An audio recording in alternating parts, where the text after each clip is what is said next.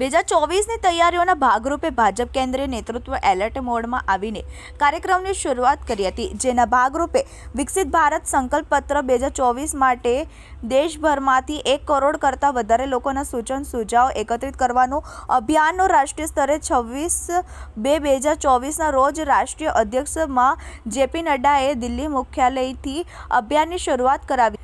ત્યારબાદ 37 પ્રદેશમાં મુખ્યમંત્રી, ઉપમુખ્યમંત્રી, પ્રદેશ અધ્યક્ષ દ્વારા પ્રદેશની રાજધાની ખાતે પ્રેસ વાર્તો કરી કાર્યક્રમની શરૂઆત થઈ હતી.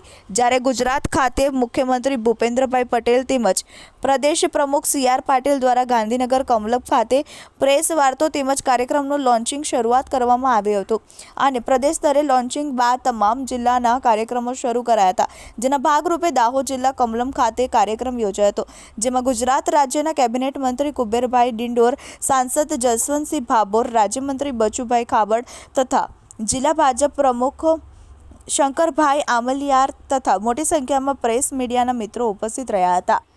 જેની શેખ, TV18 ન્યૂઝ. આજે પૂરા દેશમાં એ અભિયાનની શરૂઆત થઈ છે. એના ભાગરૂપે અમારી દાહોદ લોકસભા ખાતે જે મળ્યા છે અમારી વચ્ચે ઉપસ્થિત તમારા મંત્રી શ્રી બચુભાઈ ખાબડ સાહેબ, પ્રભારી શ્રી સતીશભાઈ, મારા જિલ્લાના હોદ્દેદારશ્રીઓ, ઉમેદવારશ્રી, બધા જ અમે મળ્યા, સાથે પત્રકાર મિત્રો, મારા બધાનું સ્વાગત કરું છું. સવિશેષમાં મિત્રો, આપણે ભાજપના સંકલ્પ પત્ર 2024 માટે દેશભરથી મારી પાર્ટીએ નક્કી કર્યું છે કે 1 કરોડ કરતાં વધારે લોકોના સૂચન અને સુઝાવ એકત્રિત કરવાનો અભિયાનનું અમારું જે ટાર્ગેટ છે એની શરૂઆત મિત્રો અમે આજે કરી રહ્યા છે.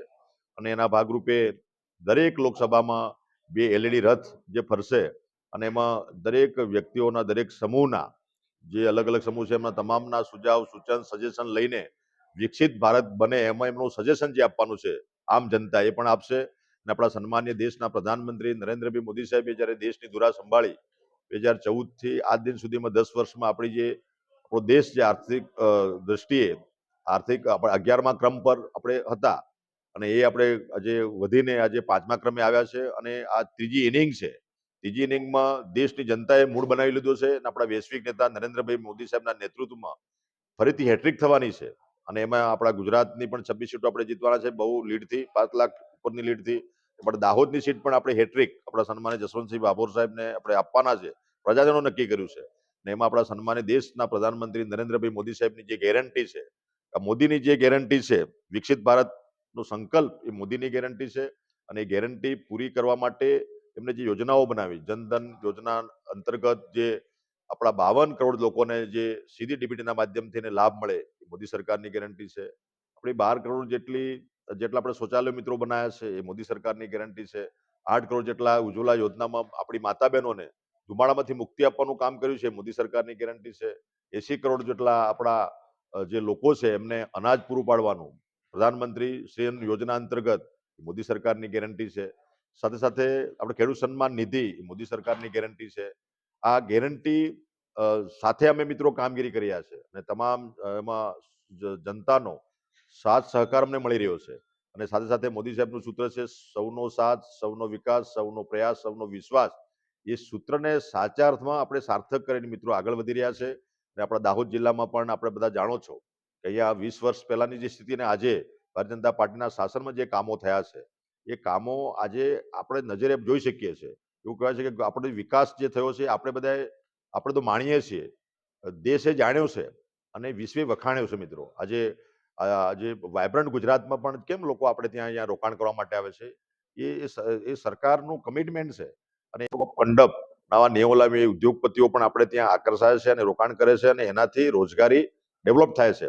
રોજગાર પણ આપણા દેશમાં પ્રથમ આપતો આપણું ગુજરાત રાજ્ય છે, એમાં પણ આપણે આગળ છીએ.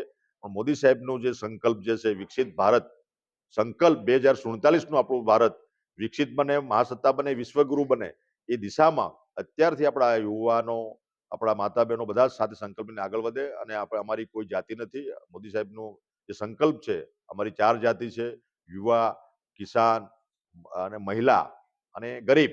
આ 4 જાતિ પર ફોકસ કરીને ભારતીય જનતા પાર્ટી અને ડબલ એન્જિન સરકાર મિત્રો કામગીરી કરી રહી છે. આ 4 જાતિને આગળ ઉઠાવવાનું કામ આપણા ભારતીય જનતા પાર્ટીના અમારા વડા નરેન્દ્ર મોદી સાહેબ કરી રહ્યા છે. અને આ દિશામાં આગળ વધીને આવનારા સમયમાં 2047નું ભારત વિકસિત બને એના માટે આપણે બધા જ કટિબદ્ધ છીએ. પણ આપણા બધાના આમ જનતાના પણ એમાં સજેશન સૂચનો અને એમનો સૂચનો જે છે, સજેશન હોય અથવા એમનું કોઈ સજેશન હોય, એ બધું આપણે લઈને એ પણ અમે મોદી સાહેબને મોકલવાના છે. આ તબક્કે પુનઃ આપ સર્વેનો પત્રકાર મિત્રો બધા જે પધાર્યા છો, તમારા બધાનો હું આભાર માનું છું અને આપનું બધાનું સ્વાગત કરું છું. ધન્યવાદ.